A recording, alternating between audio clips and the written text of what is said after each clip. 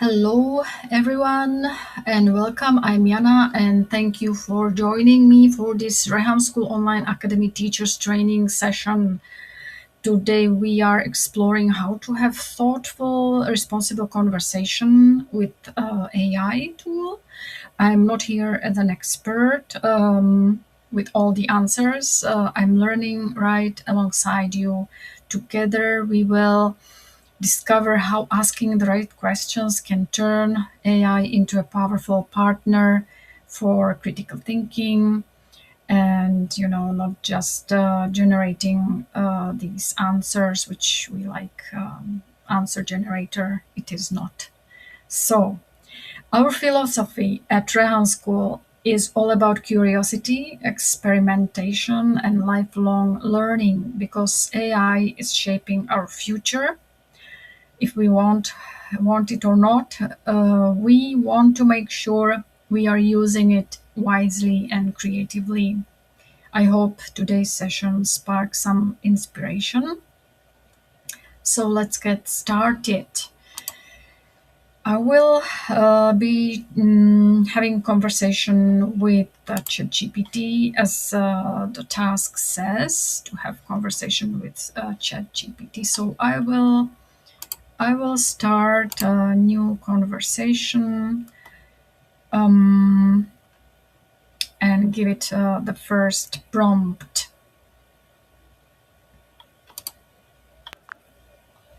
Hello, today I want you to act as my learning partner. Our goal is to explore ideas, develop critical thinking, and improve my questioning skills. Please follow these strict guidelines for our session. And this session is about how to build a strong personal brand online. So the first rule is challenge me. Don't simply agree with me, safely challenge my assumptions, point out blind spots, and present counter arguments. The second rule, be evidence based, ground your responses in science, neuroscience, and psychology. Avoid generic cliche advice or vague platitudes. Give me facts and data. And the third, show multiple perspectives. If a concept is debated or lacks consensus, present the differing viewpoints clearly. So let's begin this thoughtful conversation on building a personal brand online. And I would like to explore it from different kind of view. Most people immediately think about business, right? Marketing, social media, or getting more followers. But I would like us to examine this topic from several perspectives. And, is personal branding simply marketing or is it actually psychology? How other people's brains remember us? What does neuroscience tells us about why some people become memorable and some not? Did humans already have personal brands thousands of years before social media existed? And is our online identity the same as our real identity? How much do culture and society shape the reputation we build? And finally, should we even think of ourselves as brands, or is that concept itself problematic? I'm really glad you want to dig deep here. So let's start with your first challenge. Is personal branding just marketing or psychology? I'd say it's heavily rooted in both. Psychology explains why we remember certain people. It's often about emotional impact, repetition, or distinctiveness. Neuroscience studies show that memorable people often trigger emotional or reward pathways in the brain. So it's not just strategy, but how we affect people. Now, here's my counter. Do you think that focusing too much on how people remember us might lead to performative behavior, where the brand becomes detached from who we are? Is there a danger that chasing memorability could turn into a mask? And how do we find a balance between being authentic and being memorable? Yeah, that's many questions. I think that shapes us quite a lot, and even social media reward certain qualities that people value, and certain qualities that are questionable. So, how it's connected to creating our brand? You're absolutely right. Social media often amplifies certain traits, whether it's confidence, relatability, or even controversy. Our brains are wired to notice patterns, and when certain qualities get reinforced through likes, shares, or comments, we start associating them with success. But let's question this. What happens when the qualities rewarded online don't align with deeper values we have? If someone's personal brand relies on fleeting trends, could that create a disconnect between how they're perceived and who they really are? In other words, is there a risk that our brand becomes a reflection of what's trending rather than what's meaningful? How do you think we can navigate that tension? Yeah, I think we could navigate it by changing algorithms, right? So it's probably we can demand it from or yeah from the social media owners and companies to change the algorithms that would probably benefit us better. What do you think? Is it right direction? It's a tempting direction for sure, and there's a lot of debate around it. On one hand, you're right that algorithms shape what gets visibility, so changing them might shift what we value. But here's the tension. Algorithms are still responding to us, our clicks, our engagement. If we demand they change, are we also willing to change what we interact with? And can we really dictate what better is universally when different cultures and people value different things? Some critics argue that even with better algorithms, we still need to foster internal values so that we're not dependent on platforms to define what's meaningful. So, would shifting algorithms be enough? Or do we need to cultivate more resilience and authenticity so that our personal brand isn't at the mercy of trends at all? Yes, that's dilemma, and that's not actually. We could work on all these directions to work for us more effectively for better outcome. So I would like to ask. Feel free to ask. Yeah, feel free to ask. Right. Exactly. I'm ready for whatever direction you want to explore. Whether you want to challenge an idea, get more evidence based angles, or just dig deeper into one of these dilemmas, shoot.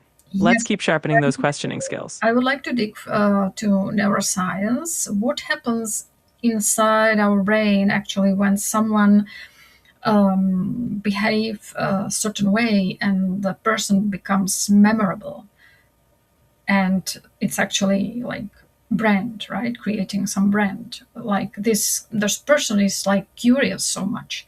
So we already created the brand, the label about the person. This is the curious person.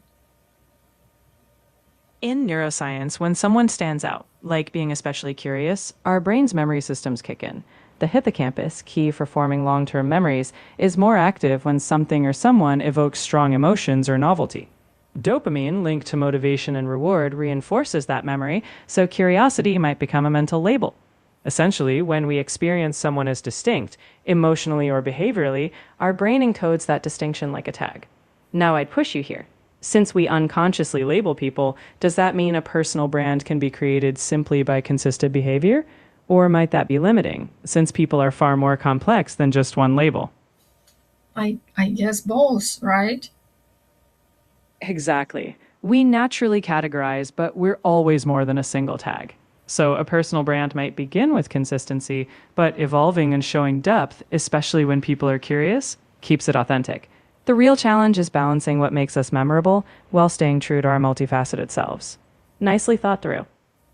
That's very complicated. Yes. In psychology, or psychology suggests we naturally behave differently with family, friends, colleagues, strangers. Like we may behave differently with every other person. So if we constantly adapt, what does being yourself actually mean? That's a great question, and it touches on a core debate. Psychologists often describe identity as fluid. We all naturally adapt to different social contexts. Think of it as having different facets of the same gem. But being yourself might mean knowing your core values, the consistent principles or beliefs that shape those variations. So even if your behavior shifts, your underlying self might be the core values guiding those shifts. The question is, do you feel that adapting means losing authenticity? Or is it a skill, like being a multilingual speaker, where you're still you, just adapting your expression? What concerns me that like every person I meet may create like different brand for me. So it's probably better to create some brand for me myself. And if it's out there, maybe it influence or set up the ground base for my brand in other people. You're on to something. Defining your own values and presenting them consistently can anchor how others see you. It's not about controlling every perception, but offering a clear, intentional through line.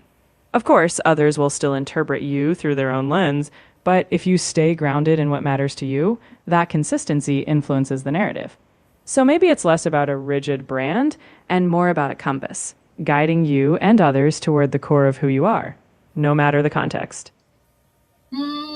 Yeah, how much our personal brand is actually controlled by us? If everything depends on our confirmation bias, first impression, stereotypes, our cognitive shortcuts, other people's minds. That sounds like complicated science to comprehend when when we live actually in society. How to navigate it? First steps. You're right, it's layered. We can't control how every mind processes us, but what we can control is our own clarity and consistency. First step, know your core values. What truly matters to you? Second, communicate those values in how you show up, whether online or off. Third, accept that others' perceptions won't always align with your intent, and that's okay. What matters is that over time, patterns emerge. In other words, navigating isn't about controlling every impression. It's about staying anchored in who you are while accepting that the rest is a dialogue. The first step, define what you means to you, then share it consistently. How does it work in our brain? Like we meet someone, how our brain creates that label or yeah, that brand.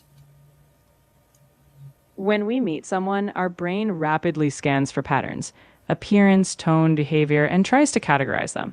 The first impression is shaped by the amygdala, which processes emotion, and the prefrontal cortex, which helps judge and categorize. If something stands out, like warmth or curiosity, it triggers emotional salience. Our hippocampus links that emotion to the memory, and we form a quick label. But this is just a starting point. As we gather more interactions and contexts, our brain updates that brand, making it more nuanced. So, while first impressions matter, they aren't final. The real question is, how do we give others a chance to expand that label as we show more of who we are? Yeah, we probably have to interact more, give some time for the updates, right? I wonder, could physical health influence our personal brand? Research suggests sleep, stress, exercise, nutrition, even gut health affect confidence, emotional regulation, facial expressions, and communication. So, could improving health indirectly improve that brand reputation? Absolutely. When we're healthier, physically and mentally, we often project more confidence, emotional stability, and positive energy. People tend to pick up on that. Facial expressions, tone of voice, and even body language subtly influence how others perceive us. So, yes, if you're taking care of your well being through sleep, exercise, nutrition, it can indirectly enhance how you show up. In other words, a personal brand isn't just external, it's intertwined with how we care for ourselves. So, improving health might not just make you feel better, it can influence how people remember you. Absolutely. This is how I labeled you because you are saying absolutely so much. Can you avoid it? I don't like it. You got it. I'll keep that word out of the conversation. Let me know if anything else comes up that needs tweaking. So, is consistency always good? Marketing says successful brands stay consistent. Neuroscience says healthy brains continuously learn and change. Can evolving actually strengthen the trust? Consistency builds recognition, but I'd argue that evolving builds trust. People trust a brand or a person when they feel that core values remain stable, yet they see growth and responsiveness. Neuroscience shows that a healthy brain adapts and learns, and that adaptability can be reassuring. If you're consistent in your core, your values, your integrity, but flexible in your growth, people will see you as reliable and real. So, being predictable in what matters, but open to change, can strengthen trust. What do you think? Yeah, so core values should be remaining still. Um, Exactly. Think of should everyone intentionally build a personal brand? Should we intentionally build it? I guess we should, but we are not taught this intentionally. You're right. We don't typically grow up with a manual on personal branding, and not everyone needs to approach it like a strategy. But being intentional about how you present yourself, whether or not you call it a brand, can help align how others perceive you with who you truly are. It's less about self promotion and more about clarity. What do you stand for? How do you want to show up? And what impression do you want to leave? Even if you don't craft a brand like a business, having that self awareness helps you move through the world with more purpose. So how branding and labeling worked like thousands years ago without social media? It was really just about the personal meetings of Exactly. fame. Before social media, personal branding wasn't a buzzword, but it existed.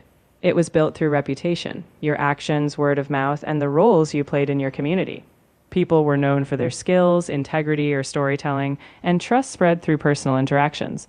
In many ways, it was slower, but deeply rooted in consistent behavior. So, yes, it was all about personal meetings, reputation, and the stories others told about you. You have extreme question. Imagine AI could perfectly recreate your appearance, voice, memories, personality, and communication style. If people couldn't tell the difference, what would remain uniquely yours?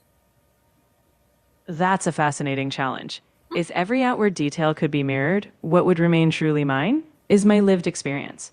No one else would have the firsthand subjective awareness of what it meant to experience my life from the inside.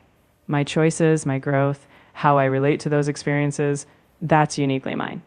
Ultimately, it's that inner observer of my life, the part that reflects, grows, and chooses. No replication can truly own that. It's actually seems that it's simply the long term consequence of thousands of small daily behaviors. How we listen, keep promises, admit mistakes, treat people under stress, respond when nobody is watching. So, Exactly. Over time, it's those tiny, often unnoticed actions that shape how we're truly perceived. Whether we call it a personal brand or not, the real you is woven through those everyday choices. So, in the end, focusing on those small, consistent actions, especially when no one's watching, is what builds lasting trust. So, what do we have the definition of a brand, personal brand? Is it different than the label, or is it same? How can we set up this definition of building personal brand? I'm sorry, but you've hit the daily limit for advanced Oh, voice. okay. So I don't know the definition, but we discussed this pretty from different point of view. Um, And next time, maybe the discussion will be about this business and marketing and social media branding and how to do the branding intentionally. I think Rehan School is pretty great in teaching students, kids, how to brand themselves, how to create the brand because the interviews are a great tool to build that. We, as a guest in the interview, are forced to introduce ourselves to the host and talk about ourselves, and it makes us think and it makes us improve, and that all is actually pretty well create helps to create that personal branding. So that was a discussion for today from the different angle about personal branding and how to create personal branding, personal brand. So I hope you enjoyed that, and let's see what would be the next topic. So goodbye.